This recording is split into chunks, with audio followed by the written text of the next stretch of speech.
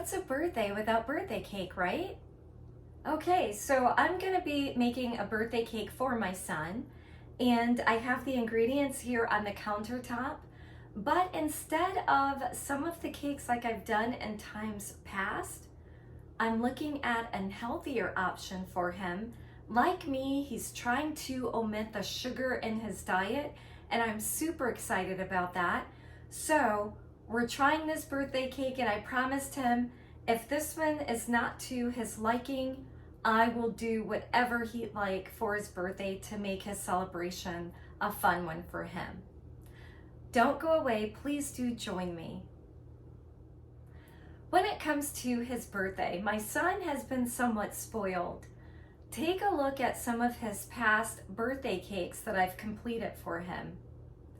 He has had everything from chocolate cake with peanut butter, rainbow cakes, what I call a rainbow cake, so the inside of them, each layer was a different color. His Captain America cake that's there also included red, white, and blue on the inside. Actually, it was in the shape of a flag on the inside.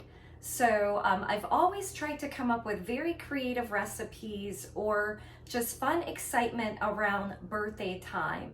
Again, for this year, we're looking for more healthier options. And for his ice cream, that's also going to be a homemade recipe that he really loves, that's just made from typically fruits that are frozen, maybe with a little bit of cacao mixed into it. But this time I am going to do a vanilla ice cream for him, or he may want peanut butter, so we may do something like that for the ice cream. But again, it's going to be comprised of heart healthier ingredients so that he feels good about eating it. We both feel good about eating it. So yay, a win-win, right? So on the countertop, I do have 1.5 cups of almond flour already in the bowl. I'm going to add another 1.5 cups of almond flour that I've already pre-measured out here. So we're just gonna add that to the mixing bowl. I do have some cocoa powder, and this is 100% cocoa, 3/4 of a cup here, and I'm gonna add that to this. So what we're making today, of course, is a chocolate cake, and I'm going to top it with a peanut butter frosting. And I always just like to give the flour and the cocoa powder a bit of a stir, just to make sure that that is just nicely blended from the get-go. So it's not just taking the time to do that in the blender, it's already kind of nicely combined. And I'll share what that looks like here in a second. So there you go. So basically it just looks like if you were to buy a cake mix, kind of it's already, the chocolate is already blended to look like a chocolate cake flour. So that's what we have there. I'm then going to also stir in 1.5 tablespoons of baking powder.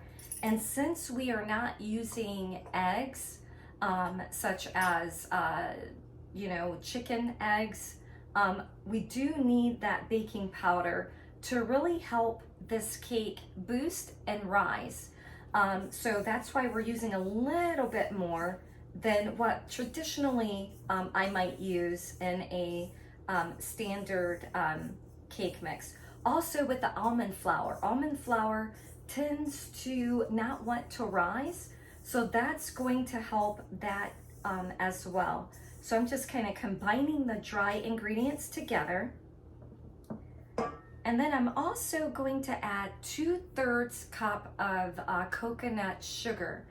And you can use, I thought about using erythritol, but I think I'm going to go ahead and use a coconut sugar. It actually has lower carbs than the erythritol. And with it being the chocolate flavor, that's gonna work really nicely And then from here, I'm going to go ahead and combine the egg, the milk, and also the vanilla. So what I'm gonna do is have you join me over at the mixer, and we'll just take a look at how that blends together, and we're gonna get this cake rocking and rolling. So here we are at the KitchenAid stand mixer. What I'm going to do is add my wet ingredients now to the dry. So typically I just take the vanilla, and here I have like a tablespoon of vanilla. I'm gonna add that to my milk that I have. I am using a dairy-free milk. And then I have my egg mixture, which is a faux egg. So this is by Veg, and this is what that looks like here. And so what I've done is I've taken 6 teaspoons or 2 tablespoons of that mixture. I've combined it with 1.25 cups of water. And so that gets like a nice solid type texture for that. So it's already trying to give it that sort of egg consistency right off of the bat with this mixture. So I'm gonna go ahead, get that added into my mixture of flour. And then I'm gonna also just go ahead and pour in that milk. And if my mixture is not exactly the thinness or the thickness that I want for it, I can add additional milk to that mixture.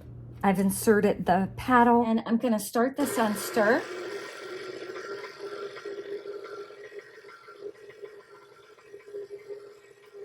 And then I'm gonna put that up just a little bit higher to get that to mix a little bit better.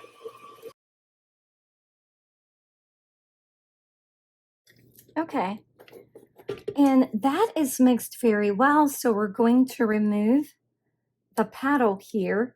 And mixture time is about 1 to 2 minutes for this. And we're just gonna clean this paddle off. I'm just gonna take that off. I'm gonna give that a little bit of a stir. Yep, just wanna make sure down to the bottom that that is completely stirred. And then from there, I'm just gonna go ahead and get this into the baking pans. I do have 2 prepared 8-inch pans here. I've lined them with parchment paper. I have oiled the sides down so that way the cake doesn't stick. I'm going to take like half of the mixture for each cake pan,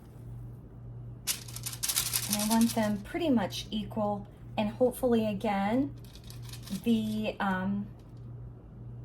baking powder is going to help the mixture rise.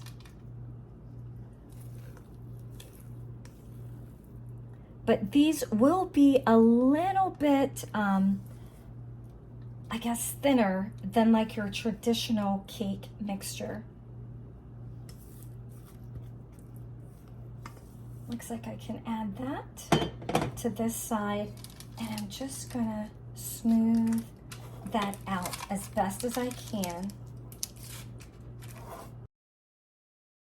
And normally the centers rise a little bit higher, so to keep it more level, I'm gonna try to blend that out more towards the edges versus keeping it in that center. Oh, I think my parchment moved a little bit on me, but that's okay. Okay, I think that looks really good. I'm gonna go ahead and get these in the oven that I do have preheated to 350 degrees. And I'm gonna go ahead and get these into the oven. And it's gonna take about 15 minutes for these to cook through. and we will go from there. So while we're waiting, let's make our peanut butter frosting.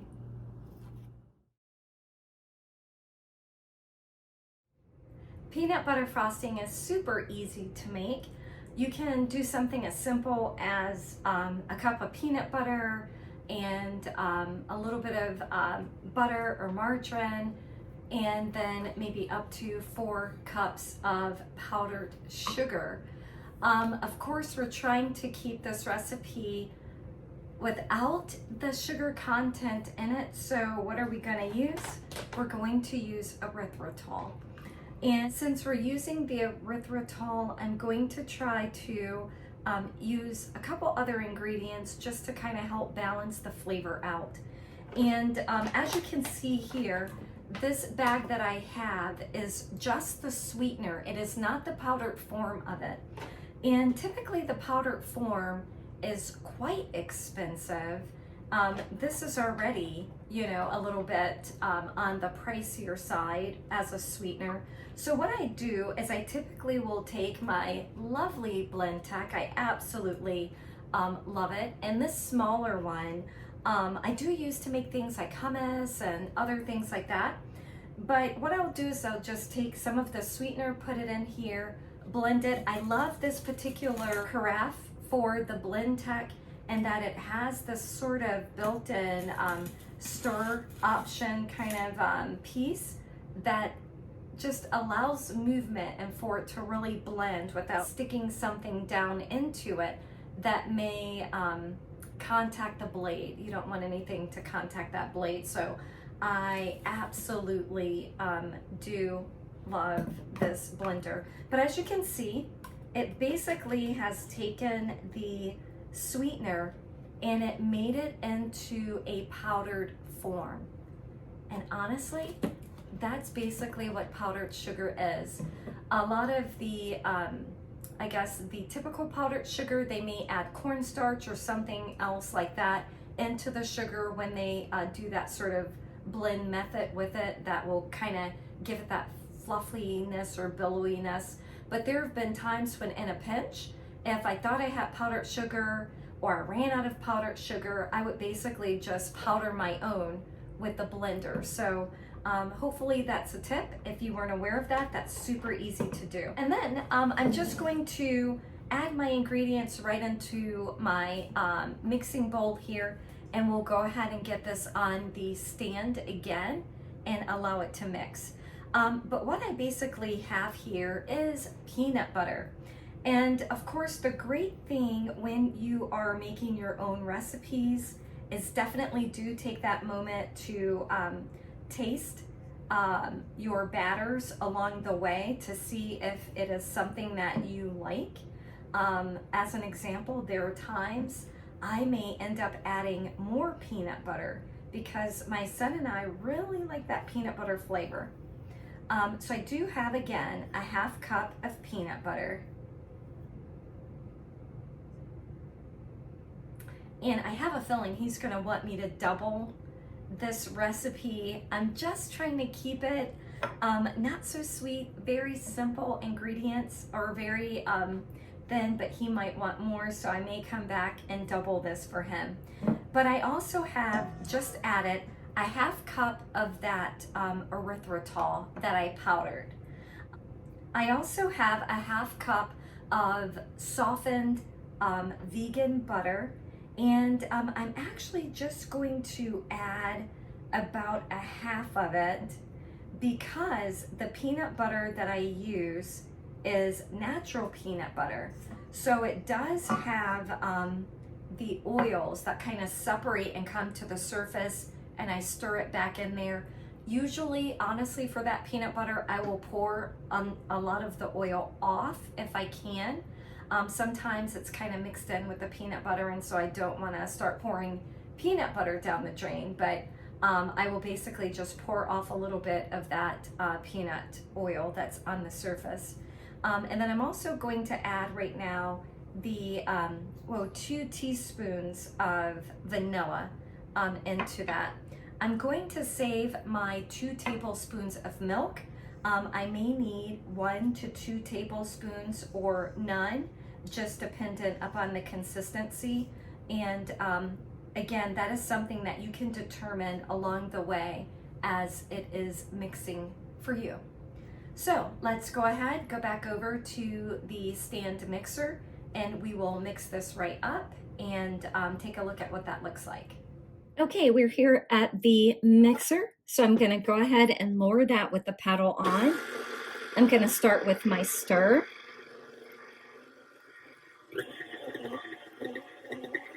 Take that up just a little bit.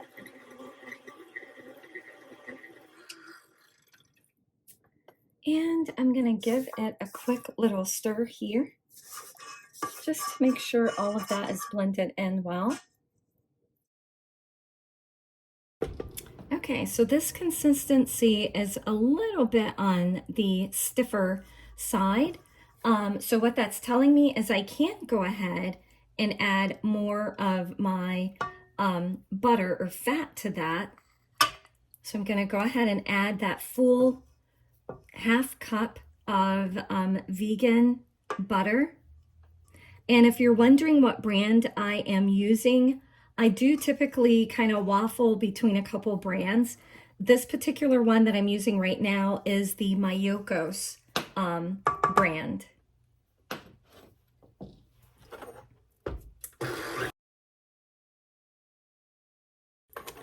Okay, so this is our frosting, and if I wanted to, I can just kind of get in there, get a little taste of that, and that is very yummy. If you want your consistency a little bit firmer, that's the great thing about kind of powdering more erythritol than you think you might need. So I usually will do a little bit of extra. You can come back and add in a little bit more. So I'm going to add maybe not quite a tablespoon into that. And I think for me, I do like that consistency. So I'm going to go ahead and stop here. And then all I'm doing is now waiting for my cakes to cool. I did allow them to cook for about, it took them about 20 minutes. And I'm letting them just kind of cool in the oven. So as the oven is cooling down, I'm allowing the cake to also cool down in the oven along with the oven itself. So once the cakes cool down, I will go ahead and then frosting the cake, and we'll catch right back up in a second. I've taken the cakes out of the pans and placed them on a cooling rack. They are pretty much cool, and that's what you want. You want it to be completely cool. I doubled the recipe. If you want the height of the cake to be the same as a traditional cake mix, or maybe one that you might make from scratch using traditional all-purpose flour or cake flour, then what you could do is maybe triple the recipe or even quadruple it. And what I would do then is not necessarily pour all of that mixture into the cake pan, into two separate cake pans, but I will actually pour it into 4 or 3, and then give the cake a 3-layer or a 4-layer cake. And then that's going to get you to your traditional height. If you take that mixture and put it into a standard 8-inch pan and cook it, it's going to take a severely long time to cook, and the center might not cook completely through. So I just did a 2-layer cake. And I really don't want sweets in the house. He doesn't really want sweets in the house. So we are happy with it being small and not necessarily worrying about having additional leftover. I don't want it here. So I'm going to take that frosting. I have a cake spatula, and I'm just going to spread that out.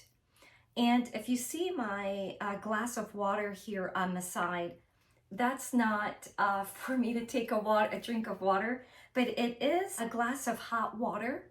So if I need to, in order to help me spread this around on the cake, I can easily just dip this spatula into the water there, and it'll help me smooth it a little bit better.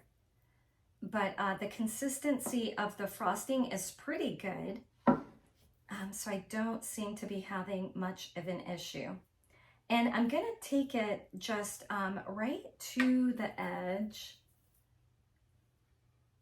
Put a little bit more right in that center. I'm gonna take it up right to the edge, and then that way when I do the side, that will go ahead and fill in versus allowing that to kind of billow out or spill out over the edge. You can also do some interesting inserts if you wanted to. I've had cakes in the past where I've made like banana, like a layered banana cream cake. So I did vanilla wafers in the center. So if you wanted to add a layer of something or add a little drizzle of, you know, maybe graham crackers and a little drizzle of chocolate or something like that in the center, just for that little fun texture or something a little different, you definitely can. But again, we are pretty much just watching our carb count as well as what we're eating. So we're just gonna make it very basic, very simple this year. So that's what that looks like. That is the height of that cake. So not like a super, again, grandiose height, but that is a-okay with us. I went ahead and I'm being liberal with the frosting because I did double the recipe for it, because he loves peanut butter and I want to make his birthday as happy as I can by, again, changing the ingredients and making it just not so bad for our bodies. So not spiking our insulin or causing any sort of inflammation in the body from the sugar.